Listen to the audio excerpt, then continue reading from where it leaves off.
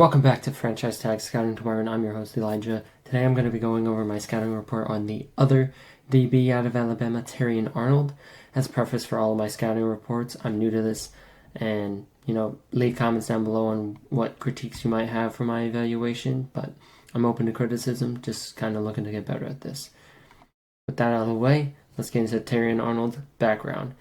Terrion Arnold is 6 foot, raised in at 189 pounds, and was a redshirt junior for Alabama this last season, and he kind of got some draft hype due to his ball hawking ability, thanks to getting 5 interceptions on the year. His 4.5 40 leaves much to be desired when comparing him to the other top corners in this draft, but his play speed shows up as faster, and he wasn't just an outside corner, he played a little bit in the slot, and he contributed to the run game, where he had PFF's top run defense grade for a corner in this past season. That said, let's transition into some of his pros. As stated, he shows up in the run game.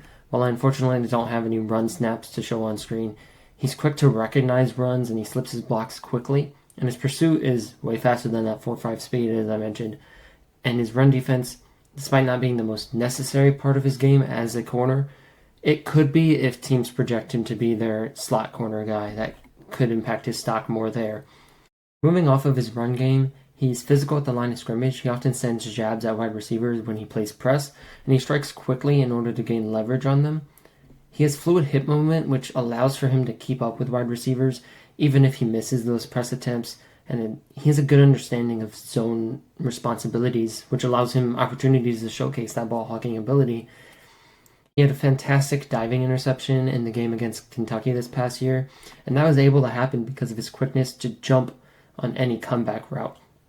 He plays zone coverage in a way which allows him to recognize those threats that are coming, and also in zone coverage, he's able to easily recognize threats coming into his zone, be it a delayed tight end release, a running back out of the backfield, or just a crossing route who is, entering his zone from crossing the field. If the ball is thrown underneath on him, he rallies to that tackle quickly. Getting into the cons, it's a short list. In regards to his run defense tape, I did notice him getting pushed back by bigger bodied receivers, be it wideouts or tight ends, often enough to worry about that in the transition to the league and possibly into the slot role. Aside from that, yes, he plays coverage in a baity fashion. He wants quarterbacks to throw it into a window that he makes seem more open than it is. That playstyle can result in some great flashes, be it with PBUs or interceptions, but it can also allow touchdown receptions, chunk plays, and yards after catch. Because of this tendency, he can sometimes get fooled hard by double moves, looking to undercut the first move and subsequently giving up on the deep ball without really having the athleticism to catch up with a burst of speed that's sustained. In the end, Terrion Arnold offers up a starting caliber player within the slot or on the outside, depending on the situation he gets drafted to. And while he will need to quell his intrusive thoughts to make those splash plays in the league, he clearly has the ability to make an impact. Despite having the fewest starts of any first-round graded corner in this draft class, he's earned his draft stock, and his willingness in the run game is also just a plus, in my opinion. And you couple that with his stickiness in man coverage and that ability to bait wide receivers and bait quarterbacks and wide receivers into thinking like, okay, this is our moment, we got this, just for him to undercut the route, really gives him a major plus in that regard as well. He's not exactly a shutdown or lockdown guy. He's not the guy that quarterbacks are going to look to not pass to that side of the field on, but because they pass to that side of the field, he gets to showcase that level of his game to hawk down the balls and make a difference, make a splash play for the defense. Whoever drafts Terrion will add an immediate impact player that's able to play him inside or outside, as I said, and it could be that a team wants to try both, wants to maneuver him. It could be a team just locks him into the slot. It could be a team moves him onto the outside and locks him out there to have a good outside run defender as well.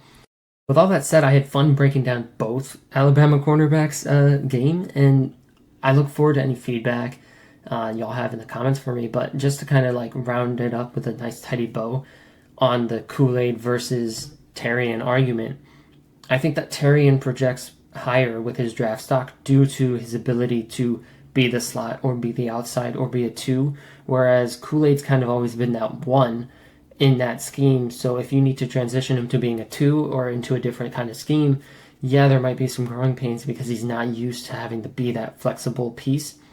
Whereas Terrion has experience in the slot and on the outside and has stepped up to cover the 1s.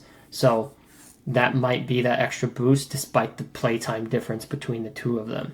With all that out of the way, very fun recording these videos. Hit the like button if you enjoyed. Subscribe if you want to see some more scouting reports and or mock drafts as we round into this end of the final stretch of the draft season here. And with that all, deuces.